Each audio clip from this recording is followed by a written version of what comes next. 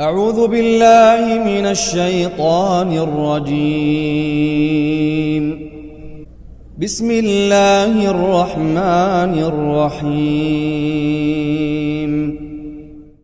لله ما في السماوات وما في الأرض وإن تبدوا ما في أنفسكم أو تخفوه يحاسبكم به الله فيغفر لمن يشاء ويعذب من يشاء والله على كل شيء قدير.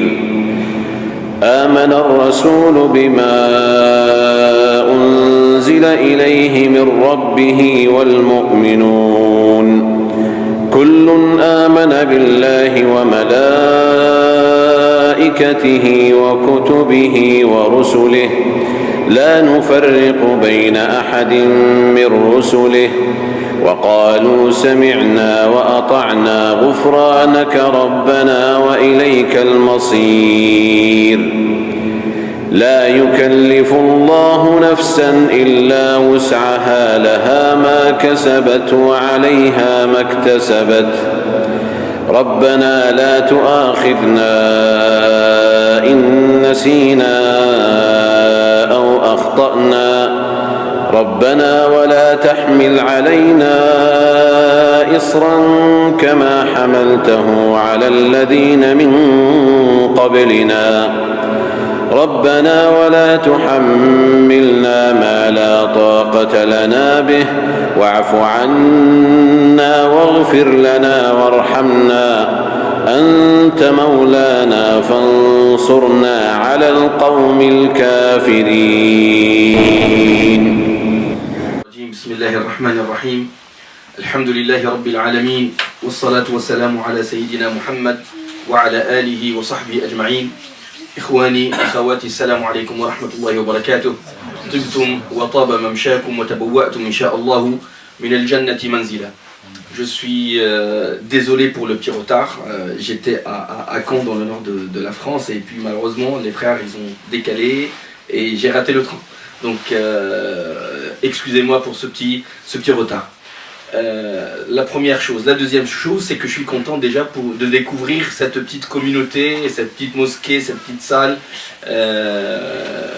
Il y a toujours, masha'Allah, un grain qui est semé dans les quatre coins du monde. Et il y a des fleurs, et il y a des arbres, il y a des forêts qui vont jaillir petit à petit, comme la petite graine qui a jailli de la Mecque, il y a 1400 ans, il y a 1400 ans à peu près en arrière, et qui a, masha'Allah, jusqu'à aujourd'hui, elle s'est divulguée dans les quatre coins du monde. Notre sujet aujourd'hui, bi'idhnillah,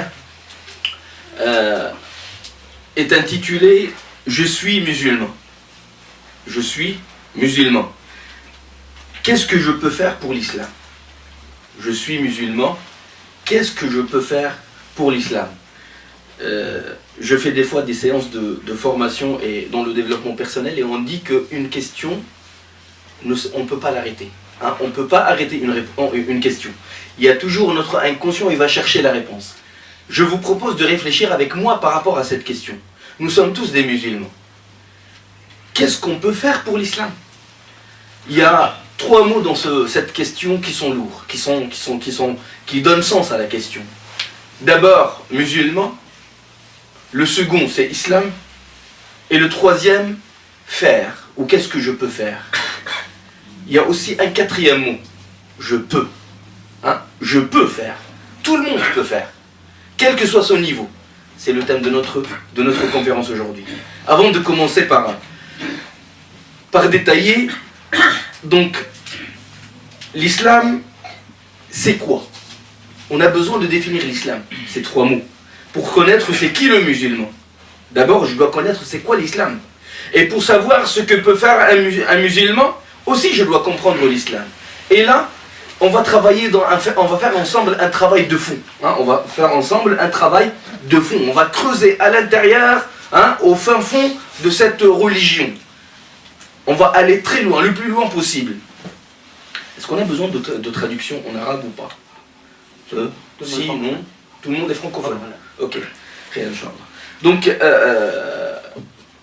j'ai dit qu'on a besoin de comprendre cette religion. Et aujourd'hui, peut-être beaucoup d'entre vous vont être étonnés de la définition qu'on va donner à cette religion. L'islam, mes frères, si je vous pose la question, vous allez me dire quoi? Je vais prendre 2 ou 3 réponses, rapidement, en 1 minute. C'est quoi l'islam pour vous? La majorité, quand je pose la question, et avant que je me posais moi-même la question, pour moi l'islam c'est faire la prière, adorer Allah subhanahu wa ta'ala, aller à la Mecque. Hein. Pour d'autres frères, l'islam c'est mettre le qamis, mettre la barbe, dire bismillah, dire salam alaykum, jazakallahu khayran, etc., etc. Pour des frères, il y a d'autres versions et manières de voir l'islam. Aujourd'hui, je vous dis, mes frères et mes sœurs, que l'islam c'est un projet. L'islam c'est un projet. L'islam mashroua. Hein, aujourd'hui, on parle de projet commercial, projet éducatif, projet politique. Un projet, ça veut dire, c'est pas un geste, c'est pas un fait, c'est un projet, une multitude d'opérations. Dans un projet, hein, il y a beaucoup de phases. Il y a un objectif, il y a une stratégie, il y a une manière de procéder, il y a des connaissances derrière qui vont aider à réussir le projet. Il y a de la communication autour du projet, il y a de la formation des gens qui vont travailler dans le projet. Il y a une bonne manière pour aider à réussir le projet. Il y a un résultat du projet.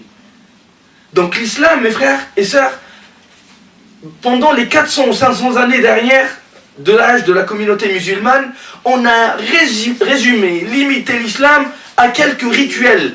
Et on est sorti du fond et on est devenu trop superficiel. Tu vois un musulman, tu lui dis, il sort de la mosquée, qu'est-ce que tu viens de faire? Je viens de prier.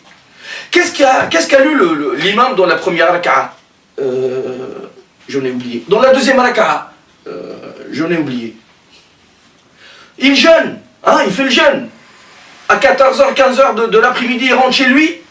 Hein, première bagarre avec la femme, deuxième bagarre avec les enfants, quatrième bagarre avec les voisins. On comprend mal notre religion. Hein, on est devenu trop caricatural. On adore Allah subhanahu wa ta'ala d'une manière très caricaturale, très superficielle. On a déformé l'islam. On s'est éloigné des vraies notions, de la profondeur de l'islam. L'islam, c'est une révolution. Hein, l'islam, il a révolutionné l'histoire de l'humanité. Hein, il a changé le courant de l'histoire de l'humanité. Peut-être ce sera une autre occasion pour intervenir là-dessus. Et je vous montrerai par X et Y combien l'islam il a fait le virage. La communauté elle était tordue, elle se dirigeait vers la catastrophe. Et ben c'est l'islam qui est venu. Hein, il a redirigé la communauté et il a revivifié l'être humain sur terre. Il a évité la catastrophe à l'humanité. Donc l'islam c'est un projet. Un projet de quoi? Un projet. Quel est l'objectif de ce projet-là? Quel est le terme? À terme, c'est quoi l'objectif de ce projet-là? L'objectif de ce projet, le but final du projet qui est l'islam, c'est le bonheur de l'être humain. Le bonheur de l'être humain. Que l'être humain vive sur cette terre en profitant des bienfaits, des biens d'Allah subhanahu wa ta'ala. Il vous a facilité la terre. N'oubliez pas qu'il y a un Dieu. Profitez de la richesse qu'Allah subhanahu wa ta'ala vous a donné. Donc c'est un projet de bonheur pour l'être humain. Qu'est-ce qui prouve ça? Ou comment ça? Qu'est-ce qu'il dit Allah subhanahu wa ta'ala? Yaqul Allah subhanahu wa ta'ala, quand il a fait descendre Adam et Hawa ila al-ard, qu'est-ce qu'il leur a dit? Adam et Ève, ensemble, c'est le couple qui va engendrer tout ce qui existe aujourd'hui comme être humain. Qu'est-ce qu'il leur a dit? Yaqul Allah subhanahu wa ta'ala, qala ihbita minha jami'an ba'dukum li ba'din adu.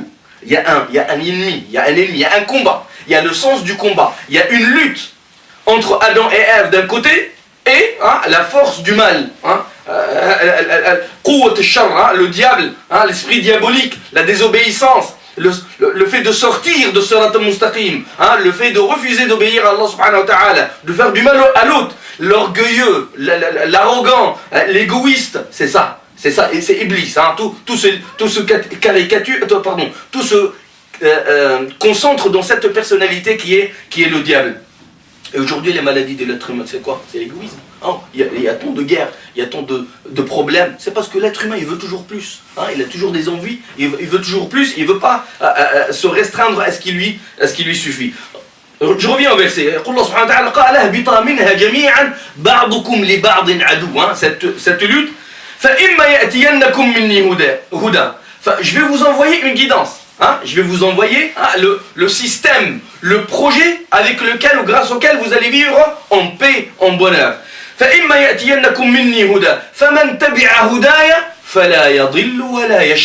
Hein, al-shaqa, c'est contre le bonheur. Hein, le shaqa, c'est le malheur. La personne qui va suivre la guidance qui est l'islam, hein, qui était l'islam à l'époque de Adam jusqu'à Muhammad sallallahu alayhi wa sallam. Inna ad-dina 'inda Allahi al-islam.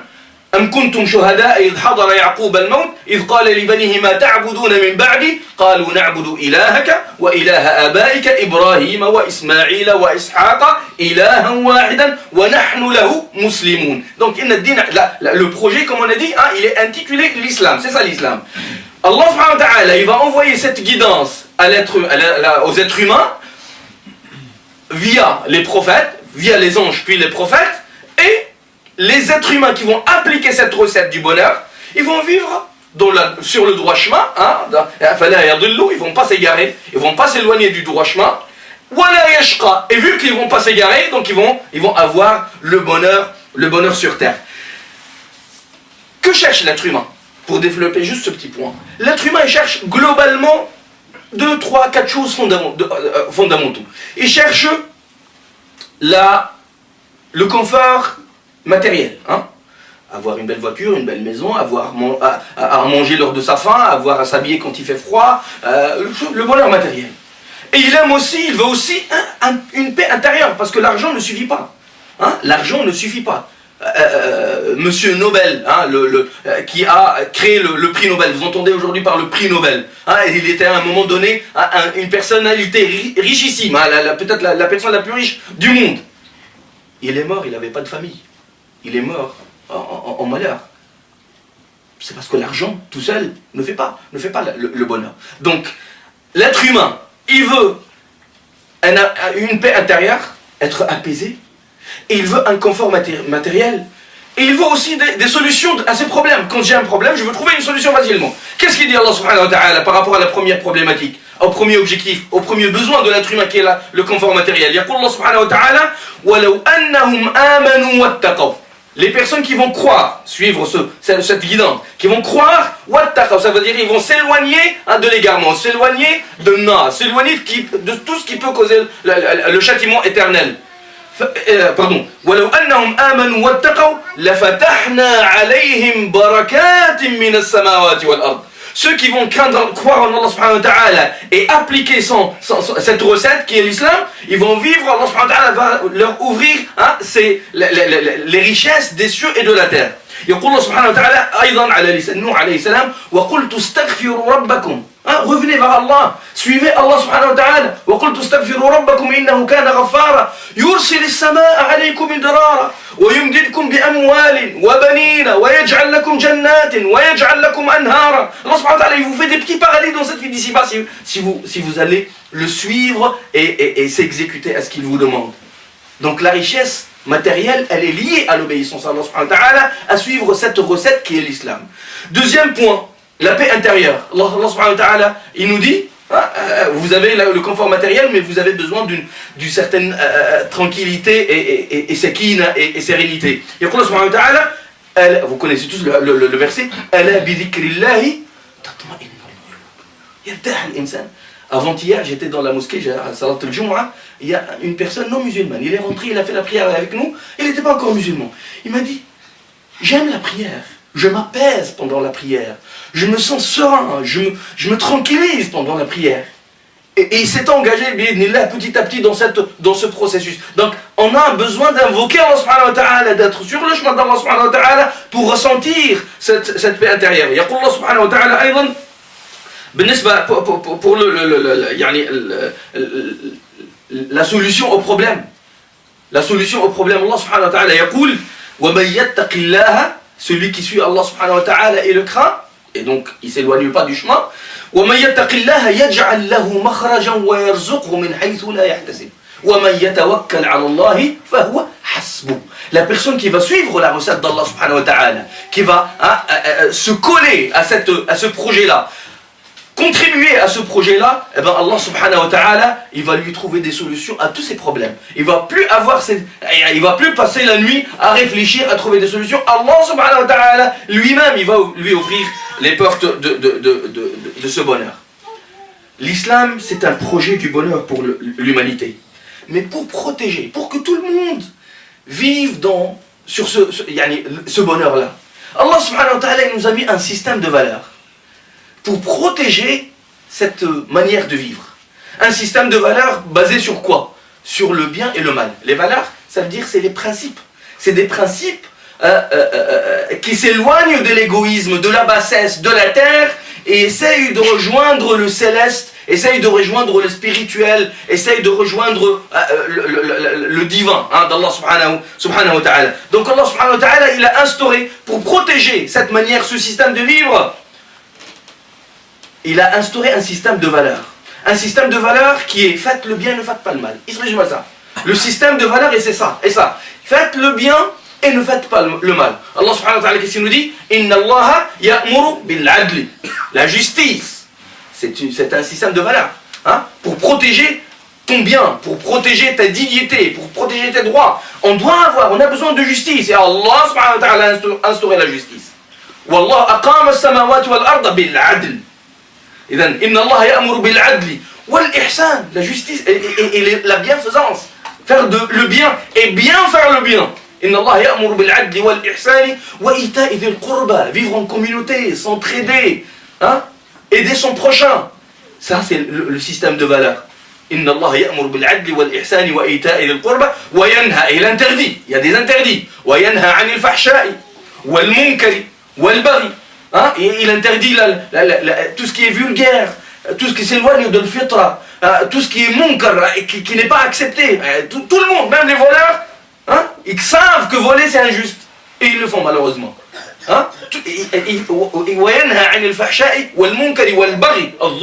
Être injuste, Allah subhanahu wa ta'ala n'accepte pas ça. En résumé, respecter ou vivre selon cette recette qui est l'islam. Et respecter le système de valeurs, c'est ça ce que Allah subhanahu wa ta'ala a appelé al-amana.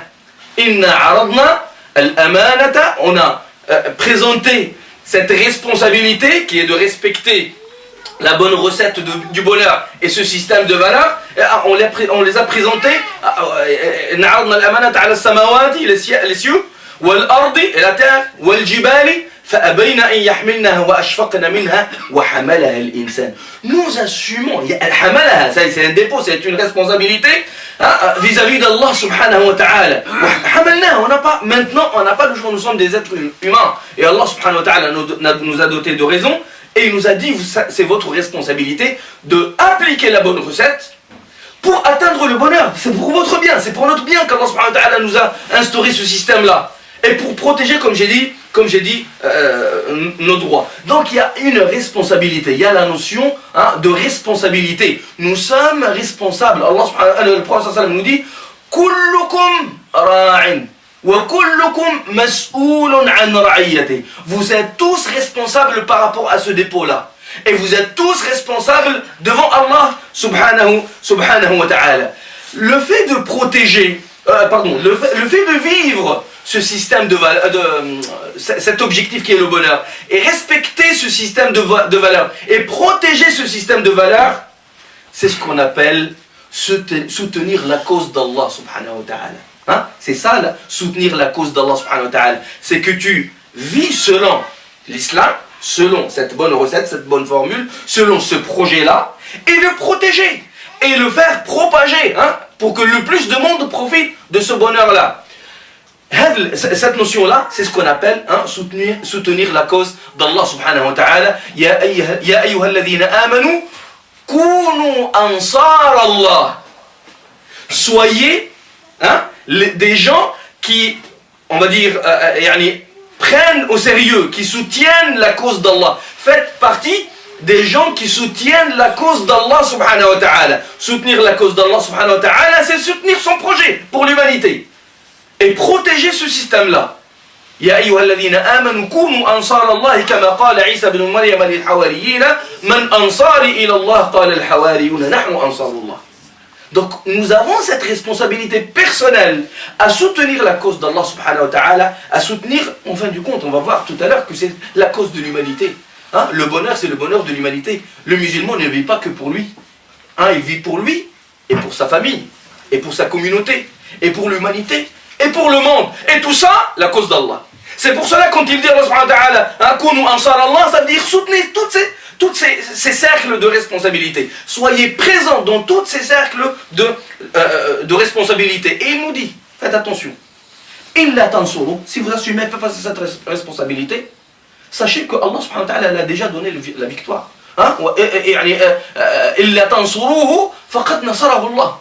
Allah subhanahu wa ta'ala déjà a souscrit, il nous a donné le résultat final. Le train va arriver à destination. Tu veux monter dans le train pour profiter dans cette vie d'ici-bas et dans l'au-delà, ou bien tu veux dire non, je veux pas monter, et tu as le choix.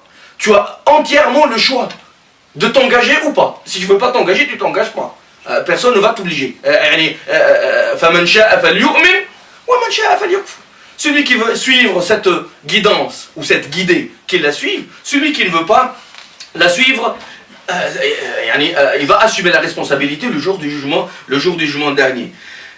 Qu'est-ce que ça veut dire Nusrat al-Islam, ou Nusrat al-Din, ou Nusrat Allah, ou Nusrat Rasulillah? Qu'est-ce que ça veut dire cette notion d'engagement? S'engager pour la cause d'Allah, s'engager pour la cause de l'Islam, pour la cause du prophète, pour la cause du bonheur humain. Qu'est-ce que ça veut dire? Je vous ai ramené la définition en arabe et la définition en français. Nusra, qu'est-ce que ça veut dire en arabe? Et l'engagement, qu'est-ce qu'il veut dire en français? En arabe, Nasara bima'na a'ana wa qawwa. Nasara, en islam, soutenir cette cause, soutenir la cause d'Allah, bima'na a'ana, il a aidé. Il a aidé, il a participé à aider la cause d'Allah subhanahu wa ta'ala et la cause de la communauté. Waqawwa, il a consolidé, il a fortifié, il a aidé, il a poussé vers l'avant, il a poussé la cause, le projet musulman ou le projet de l'islam vers l'avant. Qui est-ce qui parmi nous est en train de participer à pousser la cause musulmane vers l'avant? Qui est-ce qui aujourd'hui fait partie de ce moteur? Moi, le projet musulman, je l'appelle comme, je donne la métaphore d'une voiture, dernier cri, une Ferrari dernier cri, un moteur impeccable, dernière génération, mais il lui manque peut-être une petite pièce. Tout le moteur va se bloquer. Nous sommes tous les membres du moteur, nous faisons tous partie du moteur qui est de l'islam. Le moteur de l'islam, c'est nous. L'islam, c'est une théorie, c'est une philosophie, c'est une manière de vivre. C'est un projet.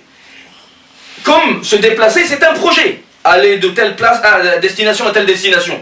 Mais ce qui va faire fonctionner la machine, ce sont les pièces. C'est le carburant. Nous sommes les pièces de ce projet-là. Chacun d'entre nous fait partie des pièces de cette machine.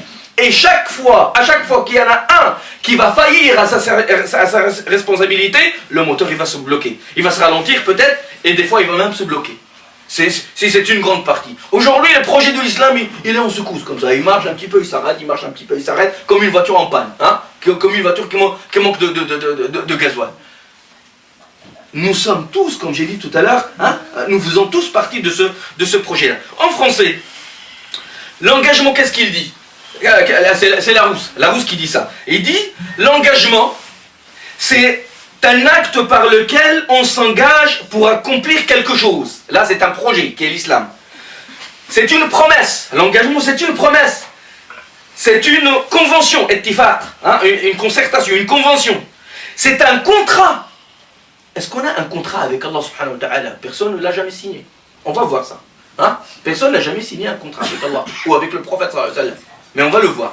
Retenez la notion de contrat ici. Deuxième définition chez Larousse. Il dit, L'engagement, c'est le fait de prendre parti. Je prends parti pour ou contre.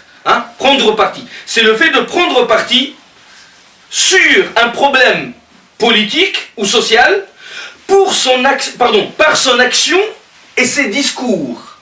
Tu prends parti pour un projet par tes actions ou bien par ton discours. Ça veut dire tu vas... le prophète sallallahu alayhi wa sallam, il résume ça. Il dit « Al-muslimu man salima an-nasu min yadihi » ses actions, « wa lisani » ses paroles. Donc le minimum des musulmans, c'est au moins ne fais pas de mal. Si tu ne contribues pas à pousser la machine vers l'avant, au moins ne fais pas de mal. C'est ça. Nous avons l'obligation, si on s'est engagé vraiment à l'échelle islamique, on doit soutenir la cause musulmane par deux choses. Par nos faits, nos actions et par notre parole, notre langue. Retenez de cette définition, prendre parti. Je prends parti pour et pas pour. Je prends parti pour le bien, pour Allah, pour l'islam, contre le mal, contre l'injustice, contre la méchanceté, contre les gens qui font le mal et contre le diable. Et il faut prendre parti. Et on retient de cette définition le fait de prendre parti. Il y a un contrat, il y a la prise de parti. La troisième définition, et c'est la dernière de Larousse, il dit l'engagement, c'est un acte par lequel l'individu assume, il assume une responsabilité, il assume les valeurs qu'il a choisies. On va assumer nos valeurs qu'on a choisies. Est-ce qu'il y a une personne parmi vous qui a été contrainte de rentrer en islam, qui a été contrainte d'épouser les valeurs de l'islam, qui est la justice, qui est la paix, qui est la fraternité, qui est l'égalité, qui est etc. Non, la ikraha fi ddin. La ikraha fi ddin. La personne, elle rentre, elle embrasse cette religion en plein gré. Et d'ailleurs, c'est interdit d'entrer en islam par contrainte. Et du coup, c'est interdit, de contraindre une personne pour entrer dans l'islam. Est-ce que c'est toi? Il parle au prophète. Il lui dit, est-ce que tu vas contraindre les gens pour entrer en islam? Et si on va contraindre les gens, on va constituer une communauté d'hypocrites. Ils ne sont pas des vrais musulmans, on n'a pas besoin d'eux.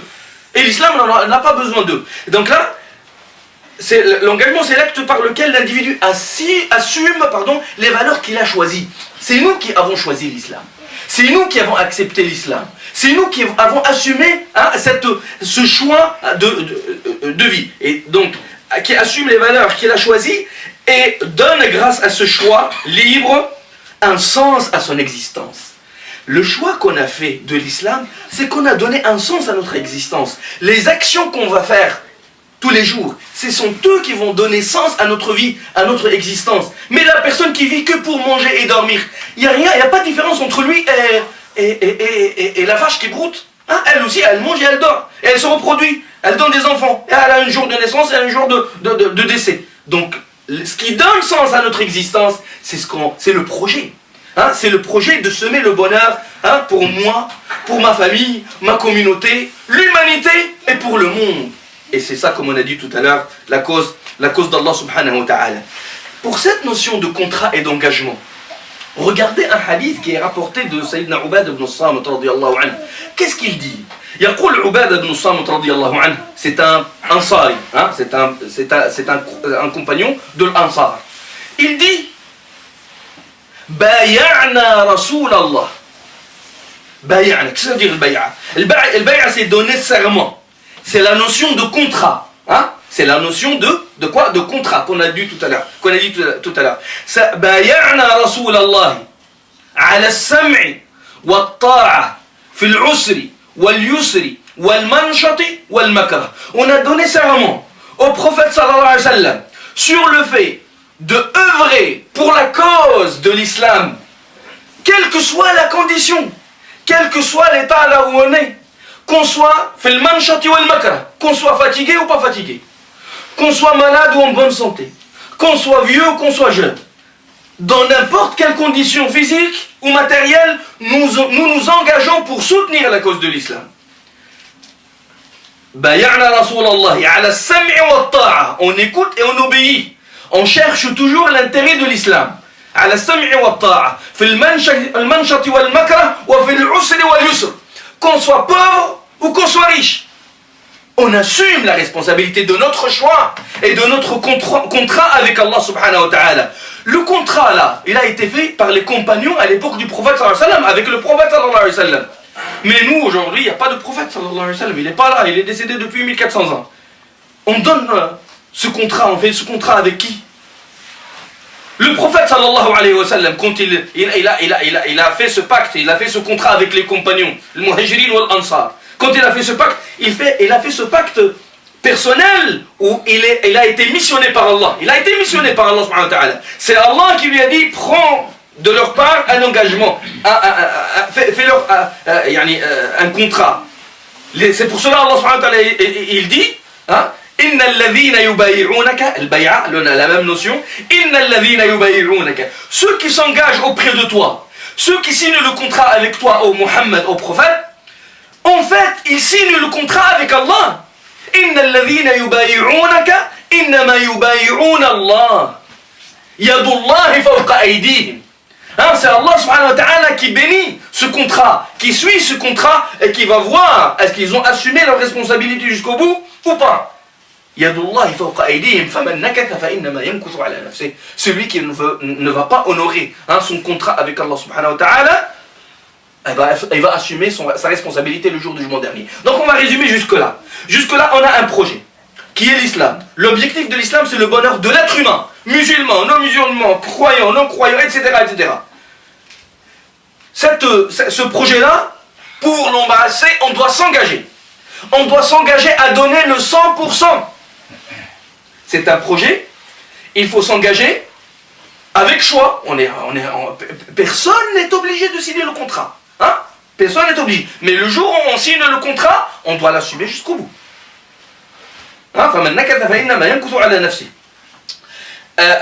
Ce contrat-là, on le signe avec qui? Directement avec Allah subhanahu wa ta'ala. C'est pour cela, mes frères, à chaque prière, Allah subhanahu wa ta'ala, il nous rappelle le contrat. Dans Sourate al-Fatiha, qu'est-ce qu'on dit? Alhamdulillahi Rabbil Alamin. On remercie, on est reconnaissant envers Allah subhanahu wa ta'ala, le créateur des cieux et de la terre, de toutes les créatures, Rabbil Alamin. Ar-Rahman Ar-Rahim, il est bon avec nous, alhamdulillah qu'Allah et Allah, il nous a donné tous les bienfaits de cette vie d'ici-bas. Ar-Rahman Ar-Rahim, Malik Yawmiddin, on va rendre compte le jour du jugement dernier. Iyyaka na'budu. Stop. Là, les savants, ils disent que le Coran, ils disent que tous les livres saints d'avant le prophète Mohammed sallallahu alayhi wa sallam, ils ont été synthétisés dans le Coran. Et que tout le Coran, il a été synthétisé dans Surat al-Fatiha. C'est pour cela on la lit à chaque prière et à chaque raka'a. Et Surat al-Fatiha, elle a été synthétisée dans le mot Iyyaka na'budu wa iyyaka nasta'in. Donc Iyyaka na'budu wa iyyaka nasta'in, quand tu le lis dorénavant, rappelle-toi ton engagement auprès d'Allah subhanahu wa ta'ala. Rappelle-toi que c'est un rappel de ta signature, de ton engagement. Et d'ailleurs même le prophète sallallahu alayhi wa sallam, à chaque on va dire, tous les, je ne sais pas combien d'années, à chaque occasion, à chaque grande occasion, il redemandait aux compagnons de renouveler leur engagement. Nous, on renouvelle notre engagement à chaque fois qu'on dit Allah, Iyyaka na'budu wa iyyaka nasta'in. On renouvelle notre engagement à chaque fois aussi qu'on dit Allahu Akbar. À chaque fois que tu dis Allahu Akbar, tu te dis la mission, le projet, mon contrat avec Allah subhanahu wa ta'ala est la première priorité dans ma vie, dans mon existence. Il n'y a pas autre priorité supérieure à ça. Et quand on dit l'ordre d'Allah est prioritaire, le nom d'Allah est Akbar. Akbar, ça veut dire le suprême. Ça veut dire la cause d'Allah, le projet d'Allah est suprême. Donc, je ne peux pas me dire je ne vais pas faire la prière parce que je suis en train de regarder le match de foot. Parce que la prière, c'est le projet d'Allah. Le match de foot, c'est un loisir qui va passer. Je peux le regarder plus tard. C'est pas aussi important que ça. Il y a des priorités. Ça va m'aider à voir où est-ce que je suis par rapport à mon grand projet. Donc, n'oublions pas ce sens d'engagement. Le sens de l'engagement, c'est que toi, en tant que musulman, tu as signé le contrat. Inna Allah ishtara. On a fait un contrat de vente avec Allah subhanahu wa ta'ala. Inna Allah ishtara min al-mu'minina anfusahum wa amwalahum bi anna lahumul jannah. Allah subhanahu wa ta'ala a acheté, salam alaykum wa rahmatullah. Allah subhanahu wa ta'ala a acheté des musulmans. C'est ça le contrat.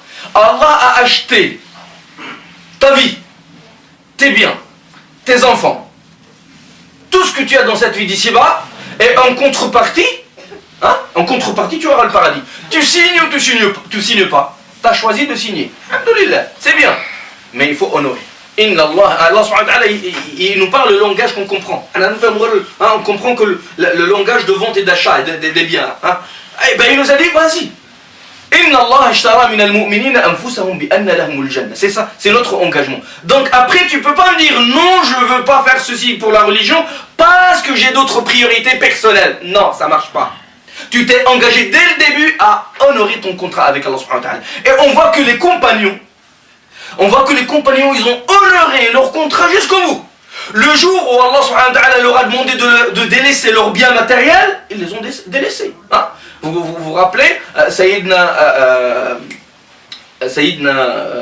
Suhayb al-Rumi. Hein? Suhayb al-Rumi, le jour où il s'est préparé pour voyager de la Mecque à Médine pour rejoindre le prophète sallallahu alayhi wa sallam, Quraysh lui a dit, tu laisses tout ce que tu as, hein? Tu laisses tout ton argent et tu pars, si tu veux partir. Il leur a dit, prenez tout. Et il a laissé tout au prophète, et il est parti sans rien vers le prophète sallallahu alayhi wa sallam. Le jour où Allah subhanahu wa ta'ala leur a demandé de sacrifier leur âme pour Allah subhanahu wa ta'ala, pour protéger la justice, pour protéger les faibles. Et là, c'est une petite parenthèse par rapport au mot jihad. Aujourd'hui, tout le monde a peur du mot jihad. Dès qu'on entend le mot jihad, c'est un mot malheureusement maltraité. Hein? Aujourd'hui, il y a beaucoup de musulmans qui n'ont pas assumé leur contrat vers Allah subhanahu wa ta'ala. Et donc, ils ont mal compris l'islam et ils sont en train de faire du mal à l'islam et aux musulmans et à l'humanité. Ils utilisent ce mot pas à sa place. Ils l'ont mal compris. Le djihad, c'est pour protéger les faibles. Le djihad, c'est pour protéger la justice. Aujourd'hui, il y a des armées ou pas? Il y a des guerres ou pas? Pourquoi? Théoriquement, hein, tout pays, il a le droit de se défendre. Quand on fait du mal à quelqu'un, il a le droit de se défendre.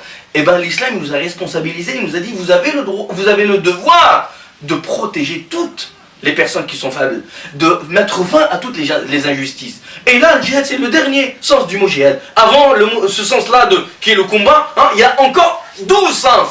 Hein, comme dit Ibn al-Qayyim, hein, il y a encore 12 sens. Le premier, c'est faire le djihad sur soi-même, pour apprendre et comprendre la religion. Hein, pour apprendre et comprendre la religion. Donc, nous sommes engagés auprès d'Allah subhanahu wa ta'ala et nous n'avons pas d'excuses. Que ce soit, hein, on doit sacrifier notre argent, nos biens, notre repos, hein, notre santé, notre vie, notre famille, tout. On laisse tout pour Allah subhanahu wa ta'ala, pour la cause, hein, de l'islam, hein, et de cette religion bénie. Je vois que le temps court trop vite, on a encore une petite dizaine de minutes. Je m'engage, il y a des niveaux de l'engagement. Le premier engagement, c'est envers moi-même, envers soi. Le premier engagement, ya ayyuhalladhina amanu qu anfusakum wa ahlikum nara. Commencez par vous-même, sauvez-vous de l'enfer. Qu anfusakum. Comment je vais me protéger de l'enfer? La première chose, connaître. Iqra, rappelez-vous. Inch'Allah, j'espère qu'on aura un jour à parler de l'importance de Iqra. C'est quoi le sens vrai de Iqra et de la science en islam? Iqra, connais ta religion et pratique la religion. Deuxième chose, wa ahlikum, ta famille, le deuxième cercle. Wa anzir ashiratak al-aqrabin, préviens, hein, ta famille proche. Troisième niveau, la communauté. Par rapport à la communauté. La communauté, c'est quoi la communauté? La communauté, c'est nous. On s'engage par rapport à nous, en tant que musulmans, en tant que communauté musulmane. La communauté musulmane, c'est qui? C'est les membres de la communauté, c'est les institutions de la communauté, c'est l'avenir de la communauté. Donc je dois m'engager par rapport aux personnes. Ibtisamat au kafi wajhi akhika sadaqa, le prophète lui dit. Hein? Ton sourire est une aumône déjà. S'engager par rapport aux institutions et trouver des solutions des problèmes de la communauté. Aujourd'hui, on a des problèmes au niveau de l'école arabe, l'éducation de nos enfants. Aujourd'hui, des enfants musulmans à l'âge de 20 ans, ils ne savent pas lire une page correcte du Coran. C'est normal ou pas normal? C'est pas normal. Aujourd'hui, il n'y a pratiquement pas un jour dans la mosquée qu'il n'y ait pas une personne qui vient vers l'imam et lui dit « Ah, ma femme, j'en ai marre !» Et la femme, elle vient vers son mari, elle lui dit, ah, mon mari, j'en ai marre. Vers l'imam, elle dit, mon mari, j'en ai marre. Et les deux, ils viennent vers l'imam, ils lui disent, ah, nos enfants, j'en ai marre. Et lui, il dit, mon voisin, j'en ai marre. On a des problèmes, des tonnes de problèmes. Là, c'est qu'au niveau de le petit niveau, le plus petit niveau de la communauté. Le niveau suprême au niveau de la communauté, hein, c'est la représentation de l'islam. Aujourd'hui, on dénigre l'islam 24 sur 24. On ne dit pas la vérité. On tord la vérité. Et aujourd'hui, les musulmans, on se tait. On ne fait rien. Donc, à tous ces niveaux, au niveau de la personne, ton frère musulman ou ta sœur musulmane, au niveau de la mosquée, au niveau de l'école arabe, au niveau de l'association musulmane, cette association musulmane, qu'elle soit pour la cause humanitaire, la cause éducative, la cause scientifique, n'importe quelle cause, tu as une responsabilité. Si tu veux honorer ton contrat vers Allah subhanahu wa ta'ala, tu dois jouer un rôle dans le moteur de la communauté, dans le projet de l'islam. Et c'est ce qui fait que le véhicule n'avance pas, c'est que la majorité écrasante croit que l'islam d'abord, c'est la barbe et la prière, et ça s'arrête là l'islam. Faux. C'est pas ça, c'est pas que ça l'islam. Ya ayyuha wal 'asri innal insana lafi khusr illa alladhina amanu wa 'amilu s-salihati wa tawasaw bil haqqi wa tawasaw bis sabr. Ça dépasse le cadre de la barbe et de Bismillah, et même de la prière, et même du jeûne, même les 5 piliers, ce ne sont que des piliers. Il y a des choses qu'on va construire sur les piliers. L'objectif, c'est ce qui est sur les piliers. C'est pas les piliers en elles-mêmes. Quand tu construis une maison, ton objectif, c'est les piliers? Non. Les piliers, c'est pour tenir le toit. C'est pour tenir les séparations. C'est pour tenir les fenêtres. C'est pour tenir la porte. C'est pour tenir tout. Donc là, que c'est que les piliers. Les piliers, il y a d'autres objectifs au-dessus. Et donc, je vais vous poser une petite question. Qui est-ce qui parmi nous aujourd'hui, ici, à présent dans cette petite salle, qui est-ce qui parmi nous est un membre actif dans le projet de l'islam? Qu'est-ce que je veux dire par membre actif? Parce que tout seul, tu peux pas changer le monde. Malgré que l'islam, il a été fait pour changer le monde. Hein? Sayyidina Rabi' ibn Amr radiyallahu anhu, quand on lui a posé, un général perse lui a posé la question, il lui a dit, qu'est-ce qui vous a amené, vous les Arabes, les ignorants, les pauvres, les Ji'anin, vous avez faim, vous n'avez même pas à manger? Il lui a dit, regardez ce Arabi qui voyage sur une petite ânesse, quand on le décrit, il a deux torsades de cheveux à gauche et à droite, et il est ignorant, il ne sait lire ni écrire. Mais regardez combien le projet était ancré dans sa tête. Il a compris la philosophie et la mission de l'islam. Il lui a dit, nous sommes un peuple, une communauté qui a été envoyée. Il nous a sortis pour l'humanité. Allah nous a envoyés pour sortir l'humanité. Pour sortir l'humanité. L'objectif, c'est l'humanité, c'est pas seulement le musulman. Pour sortir, le premier pilier de l'islam, l'unicité d'Allah subhanahu wa ta'ala. Sortir l'humanité de l'adoration des créatures vers l'adoration du créateur subhanahu wa ta'ala. Regardez les valeurs. On va sortir l'humanité de l'injustice des autres religions, des autres philosophies, des autres courants politiques, des autres machins, etc., idéologies, vers la justice de l'islam. L'islam, il fait justice. Même si c'est un musulman qui a tort, l'islam, dans la communauté musulmane, il fait la décision contre le musulman. Parce que l'objectif, c'est pas le musulman. L'objectif, c'est la justice humaine. ومن جور الأديان إلى عدل الإسلام ومن ضيق الدنيا إلى سعة الدنيا والآخرة. De l'étroitesse de la vie d'ici-bas vers les horizons ouverts de la vie d'ici-bas et plus dans l'au-delà. C'est un grand projet. Ma question, qui est-ce qui parmi nous est engagé déjà, activement dans le projet? Qui est-ce qui fait partie des pièces du moteur de la Ferrari? Qui est-ce qui parmi nous participe à pousser l'islam vers l'avant? Et qui est-ce qui parmi nous est un membre inactif, neutre? Il ne rajoute ni il enlève. Et il y a malheureusement des gens qui vont reculer l'islam. Il y a des gens qui bloquent l'islam. Son voisin, il n'est pas musulman, ou le voisin de la mosquée, il n'est pas musulman, l'exemple le plus clair, malheureusement. Et pendant le mois de Ramadan, les musulmans, ils sont jusqu'à 2h du matin devant la mosquée, Ils font des chuchotements contre les voisins qui sont non musulmans et ils mettent la voiture devant le garage de l'entrepôt et ils font la prière de Tarawih pendant 30 minutes, 1 heure et demie. Oh là, t'es là, tu klaxonnes, j'en ai rien à cirer de lui. Là, on est en train de freiner. Ah, je leur dis aux frères là, tu trouves pas de place, tu te gares à 500 mètres, à 1 kilomètre. Si tu trouves pas et tu veux pas faire le kilomètre, garde-toi chez toi et fais la prière chez toi. Vaudra mieux que bloquer les gens de rentrer en islam. Parce qu'on est en train de, malheureusement avec nos propres mains, on salit l'islam. On donne une mauvaise image du musulman qui est désordonné, qui est irrespectueux, qui n'est pas, etc. etc., etc. Donc, je répète la question. Qui est-ce qui aujourd'hui parmi nous est membre actif? Il a un projet. Qu'est-ce que ça veut dire membre actif? Ça veut dire il est actif à ce niveau, actif plus pour le projet de la communauté, de la mosquée, de l'association, de l'école. La majorité écrasante des musulmans croient que c'est l'imam qui est responsable. Ou bien c'est l'association de la mosquée qui est responsable. Non. Tout musulman est responsable. Kull muslim mas'oul. Tout musulman est responsable. On a commencé par ce hadith. Kullukum ra'in wa kullukum mas'oulun an ra'iyati. Nous, on met l'islam, l'intérêt de l'islam, la cause de l'islam, et là, quand je parle la cause de l'islam et la cause musulmane, n'allez pas trop loin. Regardez chez vous, regardez l'école que vous avez, regardez la mosquée que vous avez. Est-ce que vous êtes présent? Est-ce que vous poussez vers l'avant ou bien vous bloquez? Est-ce que vous faites l'effort nécessaire?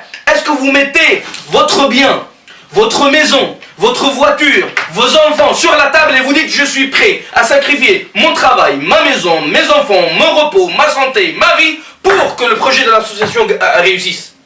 Est-ce que vous êtes prêt à dire voilà je mets par an 2000 € sur la table pour le projet de la mosquée? Si on fait ça, on a commencé dans le chemin. Parce que les compagnons ils en ont mis tout. Ils en ont mis tout sur la table. Ils ont mis l'argent, ils ont mis la santé, ils ont mis la femme, ils ont mis les enfants, ils ont mis tout. C'est pour cela que l'islam, paf, il a explosé. Même pas une cinquantaine d'années, on les retrouve, 92 ans. Alors en 92, ils ont été déjà aux portes de l'Andalousie et la porte de la Chine. Déjà, la moitié du monde a été conquis. Depuis 1400 ans, on n'a pas avancé un pas. Pourquoi? C'est parce qu'on on réfléchit plus avec cette logique de s'engager. Et faites attention. Allah subhanahu wa ta'ala, il nous dit Ya ayyuhalladhina amanu, ô vous les croyants, supposés croyants. Ya ayyuhalladhina amanu, ma lakum idha qila lakum infiru fi sabilillahi ithaqaltum ila al-ard. Regardez le verset comment il nous dessine l'image. Pourquoi vous les croyants, quand Allah subhanahu wa ta'ala ou son prophète ou le projet de l'islam, il vous incite à bouger, à s'engager, à faire l'effort, à se motiver, à aller de l'avant, plus vite, plus fort, plus loin. Vous vous alourdissez. Vous sentez que vos membres sont lourds. Vos pieds sont lourds. Surtout quand on demande que la main se met sur la poche pour sortir la carte bleue ou bien sortir les 10 €, les 15 €. Ça devient super lourd. Par contre, je suis au supermarché, à Carrefour, ça sort facilement. 40 €, 50 € chez le boucher. 50 €, 70 €, normal, facile. 2 kilos de viande, 2 kilos de poulet, ça y est, on n'est pas là à atteindre les 50 €. Par semaine, même pas par an.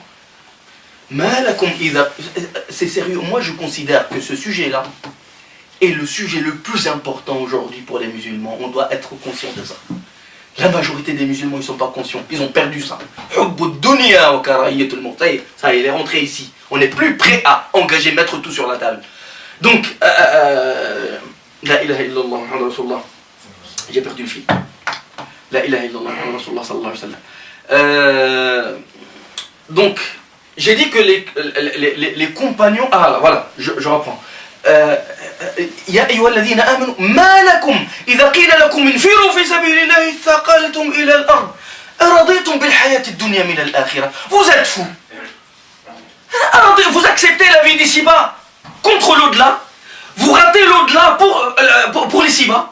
إن الدنيا لو كانت الدنيا, regardez le hadith du prophète sallallahu alayhi wa sallam, لو كانت الدنيا تزن عند الله جناح بعوضة ما سقى منها كافرا شربة ماء.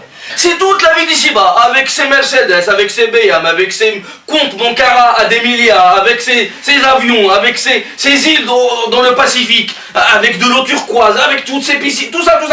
n'est pas plus auprès d'Allah subhanahu wa ta'ala que l'aile d'une mouche. C'est rien du tout par rapport à Allah subhanahu wa ta'ala. Est-ce que vous acceptez ça par rapport à l'au-delà? أرضيتم بالحياة الدنيا من الآخرة فما متاع الحياة الدنيا في الآخرة إلا قليل. Ce n'est rien par rapport à l'au-delà. إلا تنفروا, c'est pas fini, hein? إلا تنفروا. Si vous ne bougez pas, si vous ne sacrifiez pas, le sacrifice nécessaire, avec l'effort nécessaire, et la force nécessaire, et l'engagement nécessaire, إلا تنفروا يعذبكم. Il va vous punir. Ne me dis pas que j'ai fait la prière. J'ai fait la prière et j'ai jeûné Ramadan et j'ai fait rak'atayn, عملت اللحية صغيرة ونسبح. Ah, c'est ça la religion. C'est pas ça la religion. Ça, ce n'est que le cadre. Tout le reste vient après. Tout le reste vient après. Donc, إلا تنفروا يعذبكم عذابا شديدا. Ah, et la punition la plus grave encore.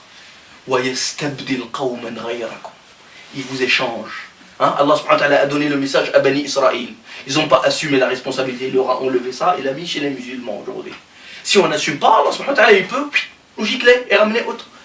إلا تنفروا يعذبكم عذابا شديدا ويستبدل قوما غيركم ولا تضروه شيئا. Vous n'allez pas faire du mal à Allah subhanahu wa ta'ala. Wallahu ala kulli shay'in qadir. Il n'a pas besoin de vous. Allah subhanahu wa ta'ala n'a pas besoin de nous.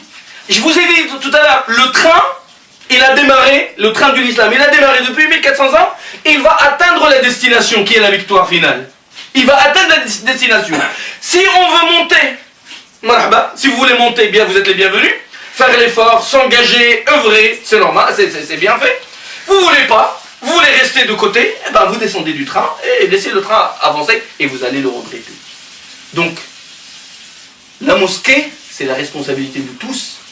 Et chacun de nous doit être un membre actif dans un projet, du grand projet de la communauté.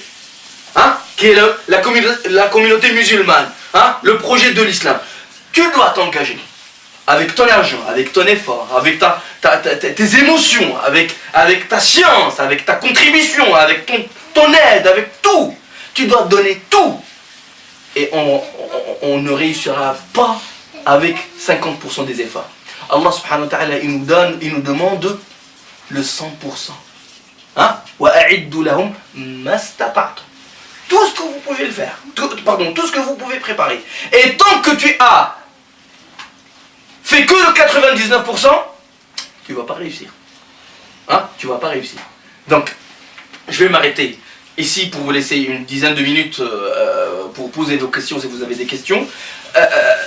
Le résumé, je suis musulman. Qu'est-ce que je peux faire pour l'islam? Chacun d'entre nous doit faire à ce niveau. Et chacun de nous doit élever un peu plus son niveau pour donner plus à l'islam. La personne qui n'a pas assez de science doit apprendre assez pour pouvoir donner assez de science. La personne qui n'est pas assez riche doit faire l'effort d'être encore plus riche pour pouvoir aider. Il y a beaucoup de frères qui croient que l'islam, c'est faire la prière, être pauvre, être modeste, dormir toute la nuit, se réveiller tout pour aller faire salat tout soir. Et c'est ça l'islam. Non, tu as l'obligation d'être riche si tu as la capacité d'être riche. Hein? Si tu peux engager un projet commercial, générer de l'argent et tu ne le fais pas, tu as manqué à ton engagement. Si la mosquée te demande de donner 10 € et tu donnes que 5 € et tu peux donner les 10 € tu n'as pas assumé ta responsabilité. Si on te demande 2 heures par semaine pour soutenir la cause de la mosquée ou de l'école et tu en donnes que 2 par mois ou bien par an, tu n'as pas assumé, tu n'as pas donné assez. Tu dois donner tout ce que tu peux. Mastata'tum. اللهم علمنا ما ينفعنا وانفعنا بما علمتنا وزدنا علما برحمتك يا ارحم الراحمين. اللهم ارنا الحق حقا وارزقنا اتباعه وارنا الباطل باطلا وارزقنا اجتنابه. وصل اللهم وسلم وبارك على سيدنا محمد وعلى اله الاطهار واصحابه الاخيار وعنا معهم برحمتك يا ارحم الراحمين. سبحان ربك رب العزه عما يصفون وسلام على المرسلين والحمد لله رب العالمين.